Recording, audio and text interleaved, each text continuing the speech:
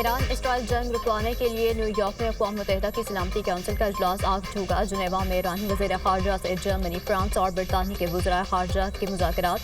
Tehran का uranium अफजोदगी करने के हक़ पर इस्तराद। ईरानी वज़ीर ख़ारजा अब्बास अराग़ची का अमरीका पर धोखा देने का इल्ज़ाम। कहा, अब अमरीका पर यकीन करना मुमकिन नहीं।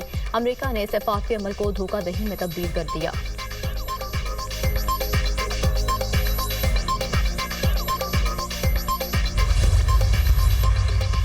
फ्रांसीसी सदर का ईरानी सदर मसूद पेज़ेश्कियान से टेलीफोनिक राब्ता। ईरानी सदर मसूद पेज़ेश्कियान ने वाज़ेह किया कि ईरान जौहरी हथियार तैयार करने का इरादा नहीं रखता। फ्रांसीसी सदर ने कहा, ईरानी सदर ने यूरोप और ईरान के दरमियान जौहरी मुज़ाकरात तेज़ करने पर इत्तफ़ाक़ किया है।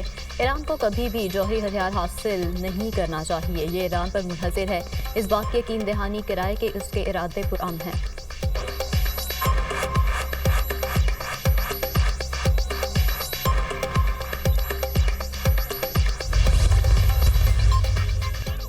इसराइल का ईरानी शहर इस्फहान के करीब न्यूक्लियर साइट पर हमला। ईरानी मीडिया के मुताबिक न्यूक्लियर साइट पर हमले से किसी खतरनाक मवाद का कोई खराज नहीं हुआ।